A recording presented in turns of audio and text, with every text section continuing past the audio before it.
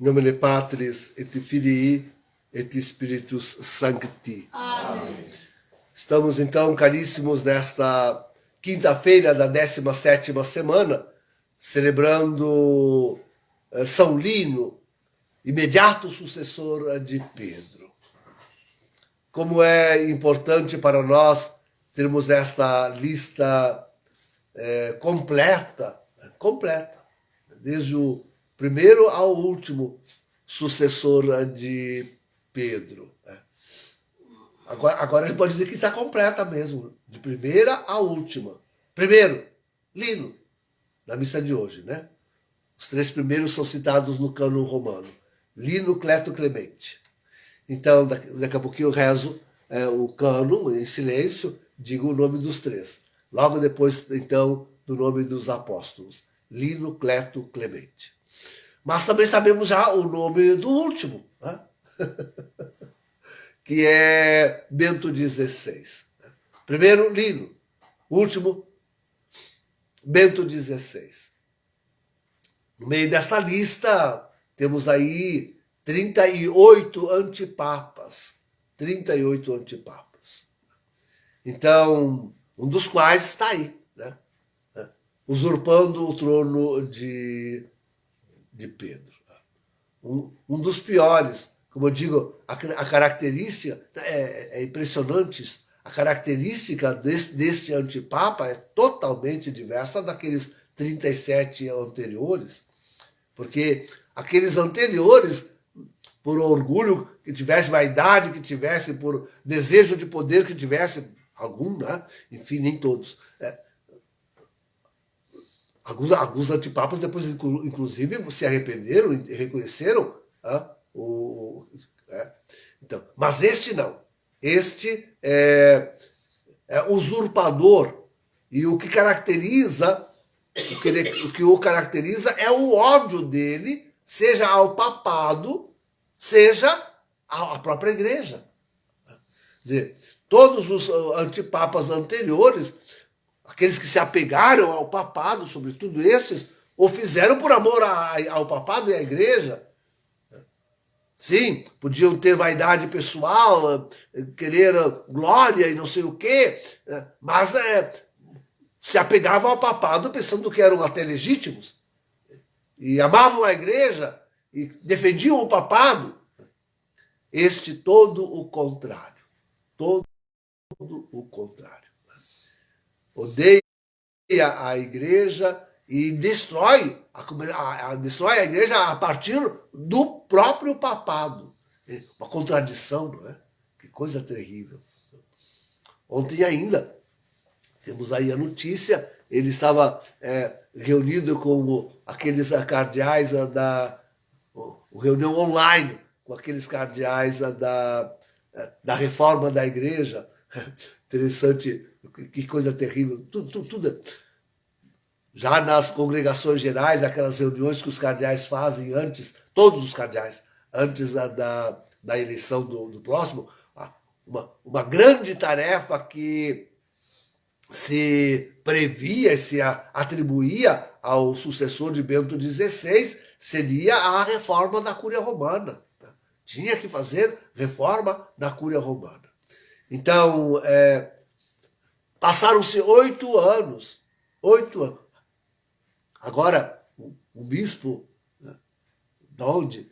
No país aí, disse, não, o Papa e os bispos atuais hoje são mais agentes sanitários do que promotores da fé em Jesus Cristo, nosso Senhor. E é verdade, né? Os 8 anos não foram suficientes para a reforma da Cúria Romana. O documento que saiu foi rejeitado completamente por toda a igreja, uma confusão, uma amálgama de coisas confusas, que não sem pé e sem cabeça. Não dá. Bem a imagem do antipontificado de Bergoglio, porque ele é cheio de contradições, não é?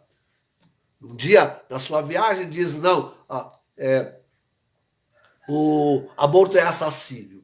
No outro dia, recebe em grandes encômios um dirigente de um país que é ferrenhamente a favor do aborto. E assim vai. Toda a ação deste homem, toda é em volta da confusão demoníaca, da confusão satânica. E é a ela que ele lança o próprio pontificado. Vejam, queridos, nem precisamos falar daquilo que acontece na China, onde para eles não existe sumo pontífice. Essa que é a verdade. Só para a citação mais ou menos, bem menos, aliás, honrosa no Cânon Romano e pronto. Porque não apita, como se diz aqui, não apita nada, não manda em coisa nenhuma. Quem manda lá é o Partido Comunista. E acabou. Né? Acabou. E contudo, ele ainda, não precisamos nem falar nisso, basta pensar nesse sínodo que eles estão preparando. Né? O sínodo sobre os sínodos, uma igreja sinodal, né? onde o que se prevê justamente é a destruição da hierarquia da igreja. Destruída toda a hierarquia da igreja. Uma igreja não mais hierárquica, mas democrática. Troca-se de uma igreja hierárquica, que é aquela que Nosso Senhor nos deixou, né? Com papa, bispos, sacerdotes, padres, né? por uma igreja sinodal, onde a opinião, o desejo de todos é equacionado e não mais é o desejo e a vontade e a lei divina, né? Mas a vontade do homem, a lei do homem. Então, já não é mais a Igreja Católica, destruída a Santa Igreja Católica. E assim, se vamos adiante, vamos considerando, para entender que esta igreja que está aí, em comunhão e sob o antipapa Bergoglio, não é mais a Igreja Católica. Guarda-lhe tão somente a aparência externa. Tem os seus títulos, tem os seus bens, suas catedrais, tem os seus ofícios, mas não é mais, absolutamente não guarda mais a fé católica, a hierarquia católica, a pregação católica. Prega a higiene sanitária. Agora estão falando no Congresso norte-americano do know-how climático. É preciso ficar em casa e não, por causa do CO2, é preciso encerrar todos em casa e não permitir que as firmas trabalhem para não produzir o gás carbônico. O mundo enlouquecido, esse mundo enlouquecido, completamente enlouquecido. Então, daí a grande razão. Esta igreja deixada por Jesus Cristo, sob Pedro, e que teve sucessor imediato em Lino, Cleto Clemente, precisa continuar em nós. Deve continuar em nós. É verdade que assim, com tão poucos pastores, sem a sua cabeça visível, a igreja não pode persistir. Não pode persistir ao longo. Aliás, eu tenho dito isso aos sede-vacantistas, que querem que a igreja tenha, e a hierarquia da igreja tenha acabado. Sim, porque nem sacramento eles reconhecem mais, né? A transmissão de sacramento. Você quer o sacramento do sacerdócio?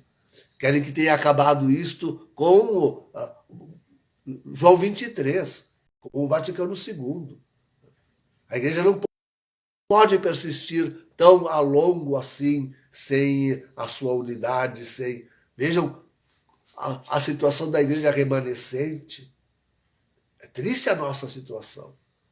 porque sem cabeça visível, sem compreender que nós precisamos continuar sendo fiéis ao magistério da igreja até Bento XVI, o último, que nós precisamos seguir fortes e firmes com a igreja até Bento XVI, o último, sem entender isto, bom, aí cada padre, cada bispo puxa para o seu lado, né?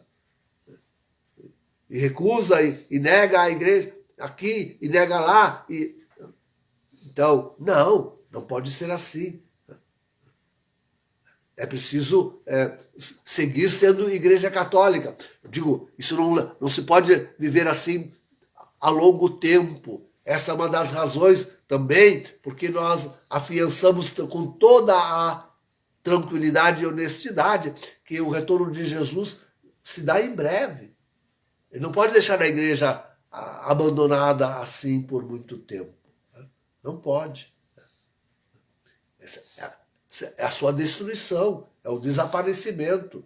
E ele prometeu, as portas do inferno não prevalecerão contra a minha igreja. E nós somos os garantes, aqueles que seguimos aí, fortes, firmes, na fé católica. Ajude-nos Deus a viver até a virtude heróica do martírio, como viveram esses grandes papas, entre os quais Dino que hoje celebramos, para que nós entreguemos a Jesus ao seu retorno, entreguemos a igreja ainda aí, forte, firme, em toda a sua fé, em todas as suas virtudes, em toda a sua moral, aqui conosco. Quanto, queridos, urge a nossa santidade. Quanto nos reunirmos aqui em refúgio, significa que precisamos trabalhar muito a nós mesmos, os nossos defeitos, as nossas más inclinações, as nossas dificuldades, para superar tudo isso, vivendo em harmonia bem uns com os outros e chegar à santidade. A santidade também. Quanto nós precisamos disso, quanto nós precisamos crescer e chegar a isto. Agora ainda somos poucos, parece mais fácil. Quando formos muitos e ou seremos, então o trabalho será multiplicado muitas vezes. Mas é importante que Nosso Senhor encontre a sua igreja como comunidade. E comunidade quer dizer a diversidade de pessoas, de dons, de carismas, famílias, solteiros, viúvos, jovens, crianças, velhos, tudo. Isso é comunidade. Isso é comunidade de igreja. Religiosos, sacerdotes, tudo. Então, sim, um grande e belo trabalho.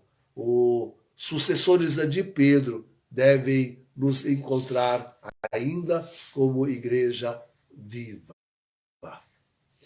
Em nome do Pai, do Filho e do Espírito Santo. Amém.